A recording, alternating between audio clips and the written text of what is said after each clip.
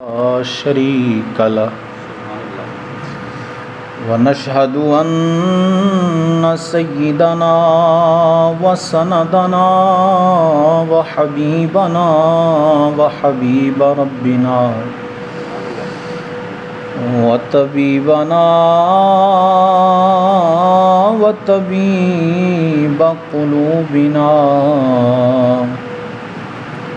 وملجانا وماوانا سيدنا ومولانا محمدا عبده ورسوله أما بعد فأعوذ بالله من الشيطان الرجيم بسم الله الرحمن الرحيم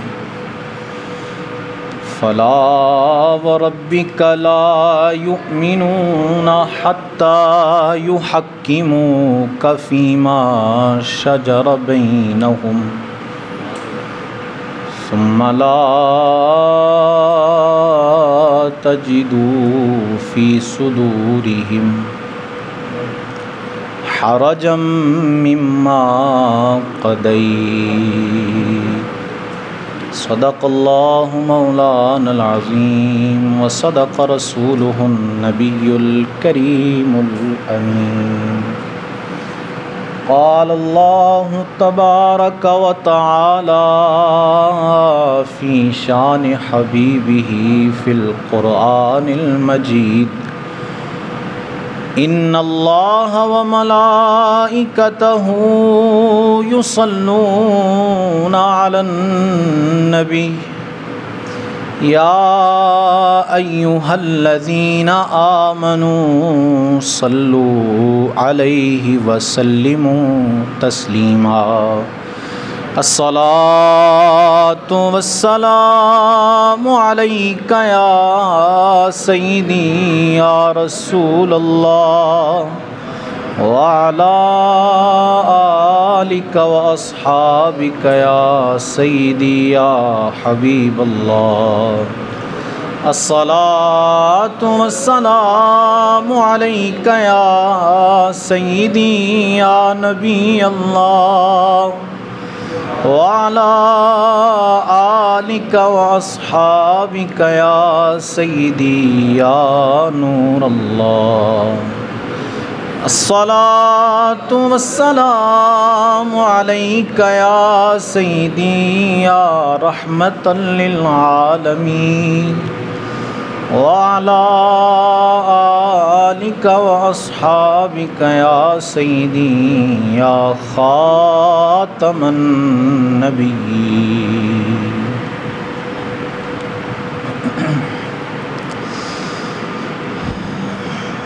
سائے میں تمہارے ہیں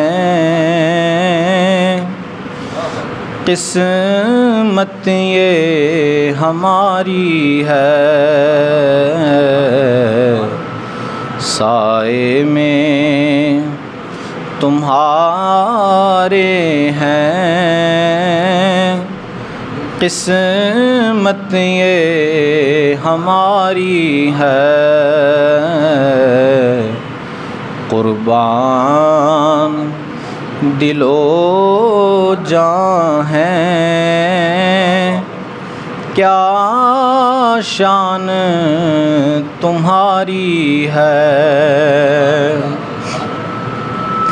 کیا پیش کریں تم کو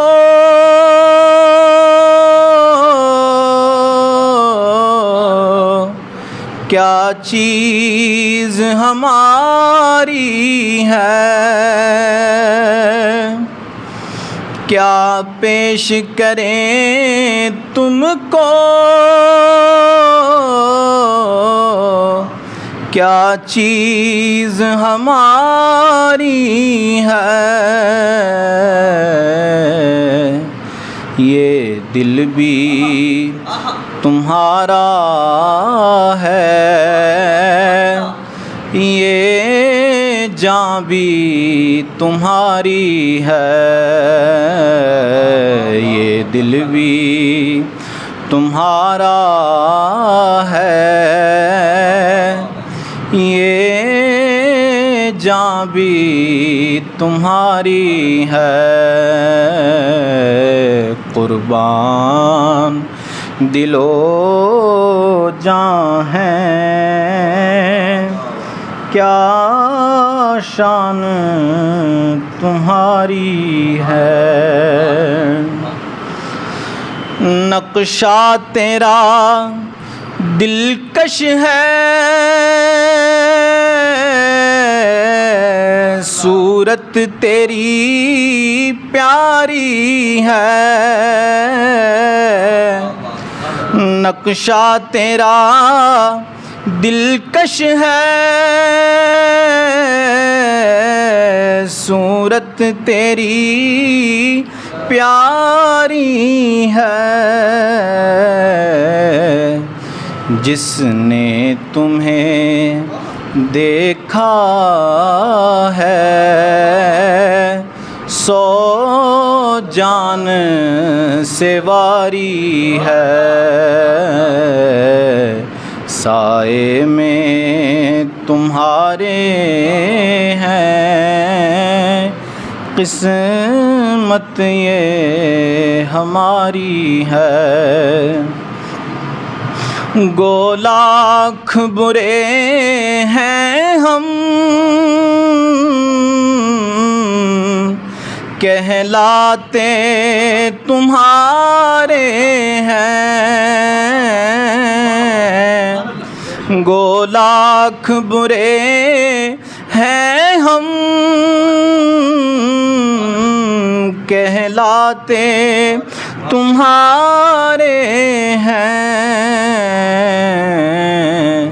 ایک نظر کرم کرنا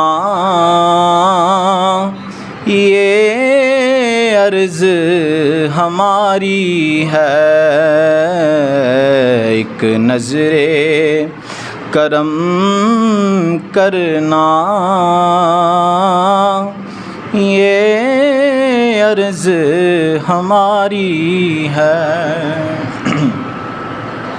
اللہ جل جلالہ و اتم برہانہ و اعظم شانہ کی بارگاہ اقدس میں حمد و ثنا اور سرکار مدینہ راحت قلب و سینہ، باعث نزول سکینہ، صاحب معطر و معنبر پسینہ، حضور سرور عالم شاہ آدم و بنی آدم، رسول محتشم شفیع معظم، احمد مجتبیٰ محمد مصطفیٰ صلی اللہ تعالی علیہ وعلی آلہ واصحابہ وبارک وسلم کی بارگاہ میں ہدیہ درود و سلام عرض کرنے کے بعد، معزز سامعین السلام علیکم ورحمۃ اللہ۔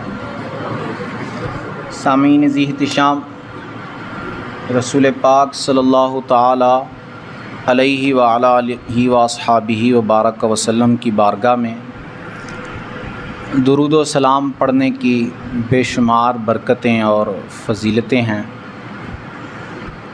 رسول پاک صلی اللہ تعالی علیہ وسلم نے ارشاد فرمایا، جو مجھ پر یوں درود پاک پڑھے تو میری شفاعت اس پر واجب ہو جاتی ہے۔ میں درود پاک دہراتا ہوں، آپ بھی میرے ساتھ پڑھیں۔ اللہم صلی علی محمد وانزلہ المقعد المقرب عندک یوم القیامہ۔ رسول پاک نے فرمایا، جو اس طرح درود پاک پڑھے گا میری شفاعت اس کے لیے لازم اور واجب ہو جائے گی۔ ہمیں بھی چاہیے کہ ہم کثرت سے حضور پر درود پاک پڑھنے کی عادت بنائیں۔ سامعین ذی احتشام، نیا اسلامی سال شروع ہونے کے قریب ہے۔ چند دن ذی الحج کے باقی ہیں اور اس کے بعد محرم الحرام شریف کا چاند نظر آئے گا۔ اور جیسے آپ احباب کو معلوم ہے کہ محرم یہ اسلامی سال کا سب سے پہلا مہینہ ہے۔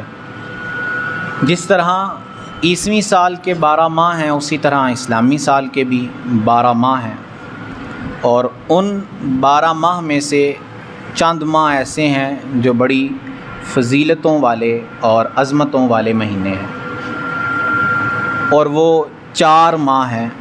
ان میں سے 3 اکٹھے آتے ہیں، جیسے ذوالقعدہ اور ذوالحج اور محرم، یہ 3 اکٹھے آتے ہیں، اور ایک رجب المرجب جو الگ۔ یہ 4 مہینے ایسے ہیں جو عزتوں والے احترام والے مہینے ہیں۔ 2 گزر گئے اور ایک آخری باقی ہے۔ محرم الحرام شریف بڑی فضیلتوں والا مہینہ ہے۔ بعض روایات میں ہے کہ اس کو اللہ کا مہینہ بھی حضور نے فرمایا ہے کہ یہ اللہ کا مہینہ ہے۔ کسی صحابی نے حضور سے پوچھا کہ اگر رمضان کے بعد میں کسی مہینے میں روزے رکھنا چاہوں تو کون سے مہینے میں روزے رکھوں؟ تو رسول پاک نے فرمایا اللہ کے مہینے محرم کے اندر روزے رکھا کرو۔ اور ایک روایت میں یہ ارشاد فرمایا کہ محرم کا ایک روزہ 30 سال کے روزوں کے برابر ہے۔ ایک دن کا روزہ رکھنا محرم میں 30 سال کے روزوں کے برابر ہے۔ تو یہ مہینہ بڑی عظمت و شان والا مہینہ ہے، اور اس مہینے میں بڑے عظیم واقعات جن کا تعلق اسلامی تاریخ سے ہے وہ رونما ہوئے۔ اسی مہینے کی پہلی تاریخ 1 محرم الحرام مسلمانوں کے دوسرے خلیفہ سیدنا فاروق اعظم رضی اللہ تعالیٰ عنہ آپ کا یوم شہادت بھی ہے۔ پھر اس مہینے کی 10 تاریخ کو حضور کے پیارے نواسے سیدنا امام علی مقام امام حسین رضی اللہ تعالیٰ عنہ کا بھی یوم شہادت ہے۔ اور پھر جو اس کی 10 تاریخ ہے وہ بھی بڑی فضیلتوں والی ہے۔ ویسے تو یہ سارا مہینہ ہی فضیلتوں والا ہے، لیکن اس کی 10 تاریخ کی خاص فضیلت ہے کہ اس میں بڑے بڑے واقعات جو ہیں وہ رونما ہوئے۔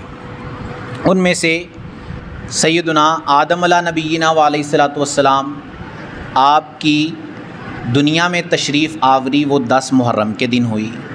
سیدنا نوح علیہ الصلاۃ والسلام آپ کی کشتی کو کنارہ 10 محرم میں ملا، اور قیامت بھی 10 محرم میں ہی واقع ہونے والی ہے۔ اور یہ سارے واقعات جو ہے وہ اس دن کی فضیلت کو اور بڑھا دیتے ہیں۔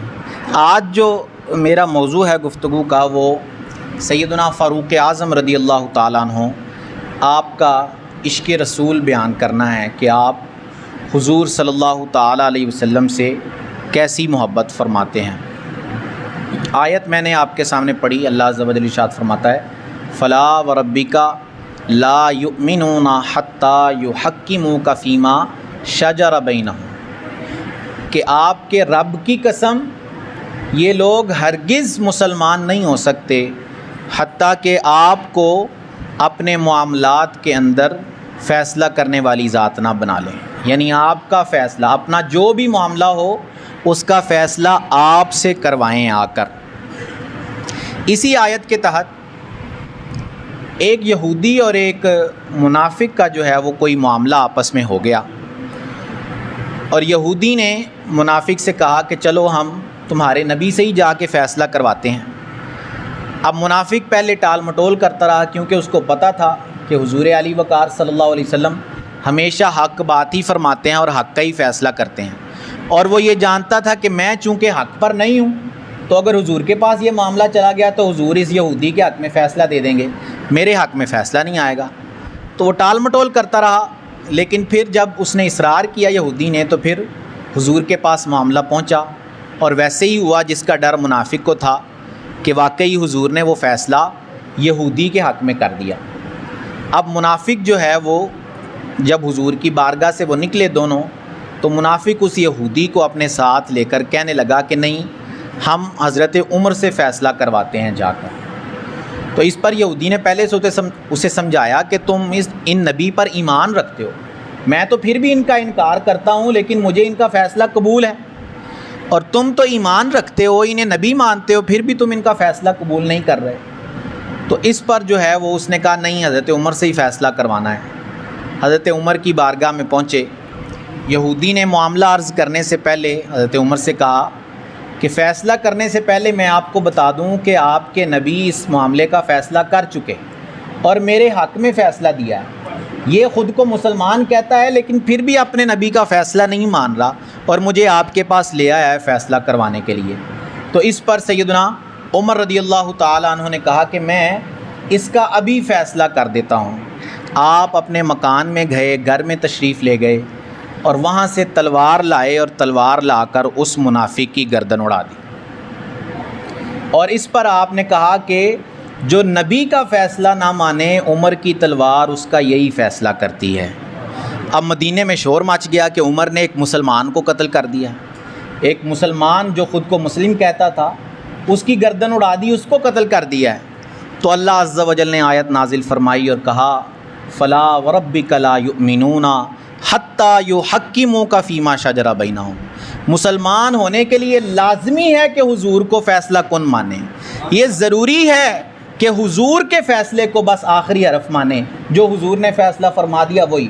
تو اللہ نے یہ آیت نازل فرما کے واضح کر دیا کہ جس کی گردن حضرت عمر نے اتاری وہ مسلمان ہی نہیں تھا، کیونکہ اس نے حضور کے فیصلے کا انکار کر دیا تھا، حضور کی بات ماننے سے انکار کر دیا تھا، اور جو بندہ حضور کی بات ماننے سے انکار کر دے وہ بندہ مومن نہیں ہو سکتا۔ خود اللہ نے فرمایا، اور قسم کھا کے، ویسے نہیں کہا، قسم کھائی، اور قسم کھانے کے الفاظ آپ دیکھیں، فلا وربک، تمہارے رب کی قسم، خود اپنی طرف، حالانکہ قسم اپنی ہی کھا رہا ہے اللہ عز و جل۔ یہ بھی کہہ سکتا تھا کہ مجھے میری قسم ہے، مجھے میری عزت کی، میرے جلال کی قسم ہے، لیکن نہیں، فرمایا اے محبوب تمہارے رب کی قسم ہے۔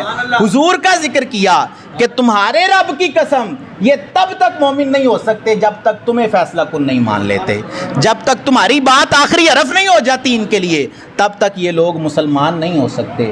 تو یہ میرے آقا صلی اللہ علیہ وسلم کے ساتھ سیدنا عمر فاروق اعظم رضی اللہ تعالیٰ عنہ کی محبت ہے، آپ کا عشق ہے، آپ کی اتباع رسول ہے، اور آپ اپنی جان سے بڑھ کے بھی حضور سے محبت کرتے ہیں۔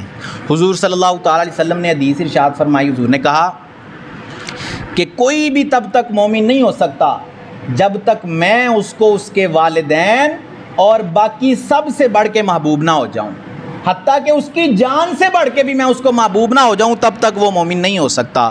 سیدنا عمر رضی اللہ تعالیٰ عنہ نے کہا حضور میں آپ کو اپنے بچوں سے، اپنی اولاد سے، اپنے والدین سے، اپنی مال و دولت، ہر چیز سے زیادہ آپ سے محبت کرتا ہوں، لیکن اپنی جان سے زیادہ نہیں۔ حضور نے کہا اے عمر تم تب تک مومن نہیں ہو سکتے، تمہارا ایمان کامل نہیں ہو سکتا جب تک تمہاری جان سے بڑھ کر بھی میں مومن نہ ہو جاؤں، جب میں عزیز نہ ہو جاؤں تمہیں۔ اسی وقت سیدنا عمر نے عرض کی یا رسول اللہ میں اب آپ کو اپنی جان سے بھی بڑھ کر محبت کرتا ہوں، میرا پیار آپ سے اپنی جان سے بھی بڑھ کر ہے، اور یہ فیصلہ خود اللہ نے فرمایا ہے کہ اللہ عز و جل فرماتا ہے کہ مومنین کے سب سے زیادہ حقدار کون ہیں؟ وہ رسول علی وقار صلی اللہ تعالیٰ علیہ وسلم ہے۔ مومن کا اور کوئی رشتہ جو ہے وہ اس کا زیادہ حقدار نہیں، چاہے اس کے والدین ہیں، چاہے اس کی اولاد ہے، چاہے اس کا مال و دولت اور اس کی جائیداد ہے، لیکن اللہ فرماتا ہے سب سے بڑھ کر عزیز کون ہے مومنین کا؟ وہ حضور صلی اللہ تعالیٰ علیہ وسلم ہیں، نبی ہیں سب سے بڑھ کر۔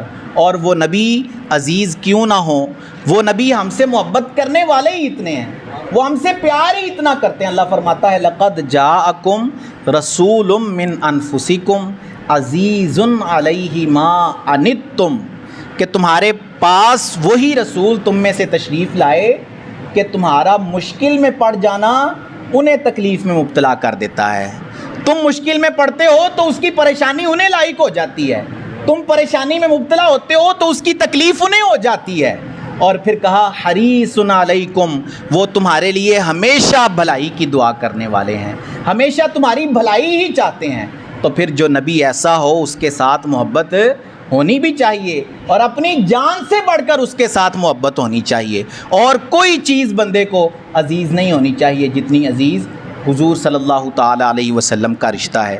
پھر سیدنا عمر فاروق اعظم جب بدر کے قیدی اکٹھے ہوئے اور حضور نے اپنے صحابہ سے مشورہ کیا کہ ان قیدیوں کا کیا کرنا چاہیے، ہم جو ہے وہ کیا کریں ان قیدیوں کے ساتھ، سیدنا ابوبکر نے مشورہ دیا کہ ان پر جو ہے وہ کچھ جرمانہ عائد کرتے ہیں اور مسلم جو پڑھنا لکھنا جانتے ہیں وہ مسلم بچوں کو پڑھائیں لکھائیں اور پھر ان کو آزاد کر دیا جائے۔ سیدنا عمر فاروق اعظم نے کیا کہا، کیا مشورہ پیش کیا؟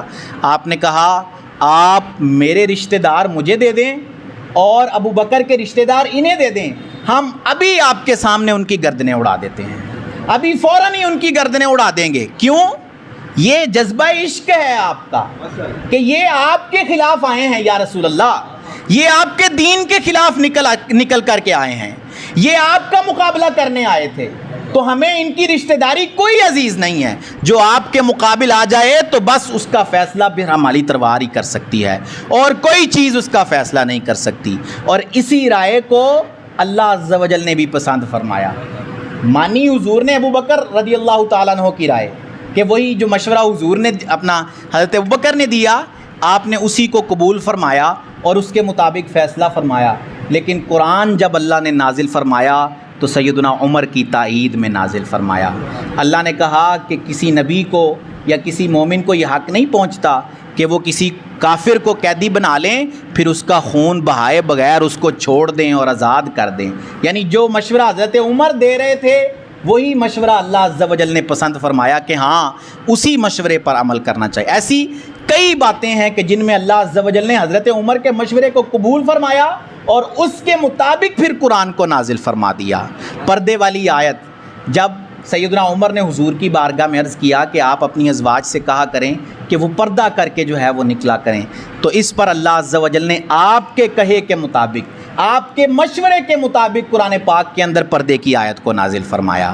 یہ آپ کی شان و مرتبہ ہے اللہ عز و جل کی بارگاہ میں، اور یہ شان و مرتبہ آپ کو حضور کے عشق کی وجہ سے نصیب ہوا ہے۔ حضور سے آپ کی محبت جو تھی اس کی وجہ سے آپ کو یہ شان اور یہ مرتبہ اور یہ منزلت نازل ہوئی ہے۔ آپ رضی اللہ تعالیٰ عنہ بڑی شان و عظمت والے صحابی ہیں۔ آپ رضی اللہ تعالیٰ عنہ عشرہ مبشرہ سے تعلق رکھنے والے ہیں۔ کئی مقامات پر حضور نے آپ کو جنت کی بشارت عطا فرمائی، پھر حضور نے آپ کو شہادت کی بشارت خود عطا فرمائی۔ احد پر میرے آقا صلی اللہ تعالیٰ علیہ وسلم تشریف لے گئے، ساتھ ہی سیدنا ابو بکر اور سیدنا عمر اور سیدنا عثمان غنی رضی اللہ تعالیٰ عنہ مجمعین موجود تھے۔ احد پر لرزہ طاری ہو گیا، احد ہلنے لگا۔ آپ نے حضور علی وقار نے اپنے پاؤں سے احد پر ٹھوکر ماری اور کہا کہ ٹھہر جا، ساکت ہو جا، کہ تجھ پر ایک نبی، ایک صدیق اور 2 شہید موجود ہیں۔ یعنی آپ کی شہادت سے پہلے ہی حضور نے آپ کو بتا دیا کہ اے عمر تمہیں شہید کر دیا جائے گا۔ آپ رضی اللہ تعالیٰ عنہ کو ذوالحجۃ الحرام کے آخری دنوں میں اس بدبخت نے آپ کو نماز کی حالت میں زخم لگایا، پھر اسی زخم سے آپ رضی اللہ تعالیٰ عنہ یکم محرم الحرام شریف کو آپ کا وصال ظاہری ہو گیا۔ آپ کا وصال ہوا۔ آپ رضی اللہ تعالیٰ عنہ کو جب اس نے زخم لگائے تو ایک آپ کو زخم اتنے گہرے تھے کہ آپ کو دوائی پلائی جاتی یا کچھ اور چیز کھلائی یا پلائی جاتی تو وہ زخم کے راستے سے باہر نکل آتی، کوئی اثر نہ ہوتا کسی دوائی کا اور نہ کسی اور چیز کا۔ اس حالت میں آپ سے ایک شخص نے کہا اے امیر المؤمنین نماز کا وقت گزر رہا ہے۔ امیر المؤمنین نے کہا ہاں، جس نے اپنی نماز ضائع کر دی اس نے اپنا دین ضائع کر دیا، جس نے اپنی نماز کو چھوڑ دیا اس نے اپنا دین ہی جو ہے وہ چھوڑ دیا، اس نے اپنا دین ضائع کر دیا جس نے اپنی نماز ضائع کر دی۔ تو امیر المؤمنین کس حالت میں ہے؟ بالکل اٹھنے کی بھی حالت نہیں ہے، لیکن پھر بھی آپ کو اپنی نماز کی فکر ہے۔ آپ رضی اللہ تعالیٰ عنہ بہت جو ہے وہ شان و عظمت والے صحابی ہیں۔ آپ رضی اللہ تعالیٰ عنہ کے قبول ایمان کا واقعہ بھی بڑا ہی بہترین ہے۔ آپ کی جو ہمشیرہ محترمہ ہیں وہ پہلے سے مسلمان ہو گئیں اور آپ کے جو بہنوئی تھے وہ بھی مسلم ہو گئے۔ اب سیدنا عمر رضی اللہ تعالیٰ عنہ جب کفر میں تھے، حالت کفر میں، اس وقت بڑی سخت نفرت کرتے تھے حضور صلی اللہ تعالیٰ علیہ وسلم کے ساتھ۔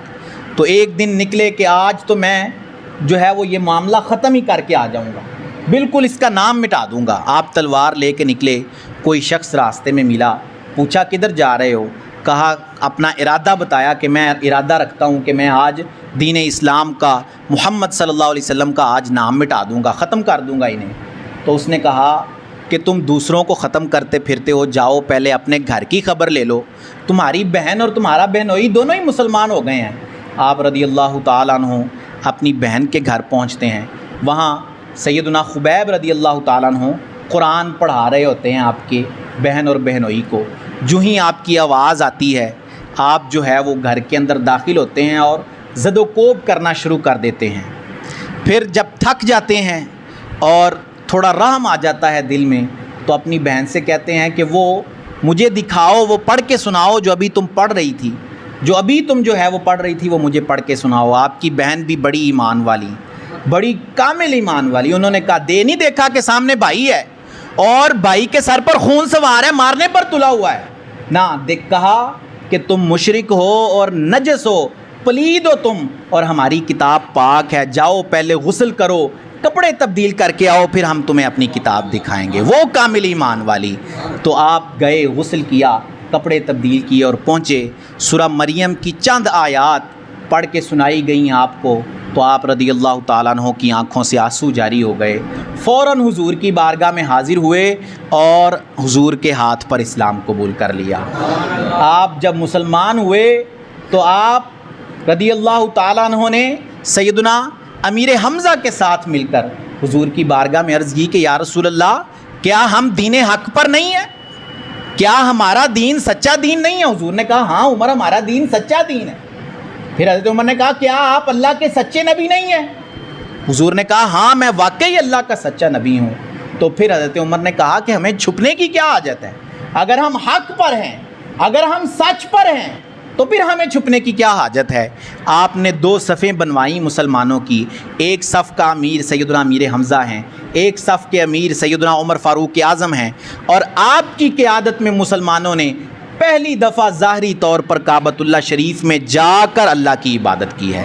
یہ بھی آپ کا ہی اعزاز ہے کہ آپ جب مسلمان ہوئے تو اللہ عز و جل نے مسلمانوں اور اسلام کو طاقت سے نوازا، اور وہ کافر جو مسلمانوں کو نکلنے ہی نہیں دیتے تھے گھروں سے، آپ رضی اللہ تعالیٰ عنہ ان کے سامنے جا کر کعبۃ اللہ شریف کے اندر عبادت کیا کرتے تھے. پھر جب آپ کی ہجرت کا وقت آیا سارے مسلمان چھپ چھپا کر، کوئی رات کے وقت سفر کر رہا ہے، کوئی کسی وقت نکل رہا ہے تاکہ کافروں کو پتہ نہ چل جائے. آپ دن دہاڑے نکلتے ہیں اور مکے کی گلیوں کے اندر آوازیں بلند کرتے نکلتے ہیں کہ ہے کوئی جسے اپنے بچوں کو یتیم کرانا ہو، ہے کوئی جسے اپنے بیوی کو بیوہ کرانا ہو تو میں فلاں جگہ جا رہا ہوں، میں ہجرت کر رہا ہوں مدینے کی طرف، اس جگہ آ کر میرا مقابلہ کر لینا. لیکن کسی میں جرت نہ ہو سکی کہ آپ رضی اللہ تعالیٰ عنہ کا مقابلہ کر سکے.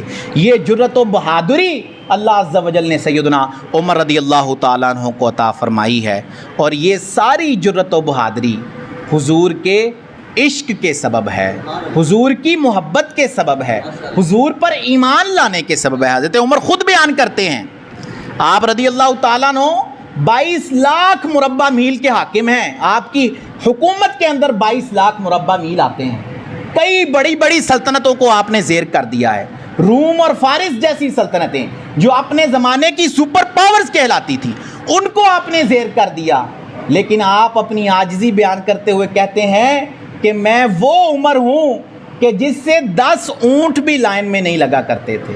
حالانکہ عرب وہ ہوتے ہیں جن کا کام ہی اونٹ چرانا ہوتا ہے، بکریاں چرانا ہوتا ہے. آپ کہتے ہیں میں وہ ہوں کہ 10 اونٹ ایک سیدھی لائن میں کھڑے نہیں کیے جاتے تھے مجھ سے، اور میرا باپ مجھے اس پر تانے دیا کرتا تھا کہ تم کیسے عرب ہو کہ تم سے 10 اونٹ ایک لائن میں نہیں لگائے جا رہے.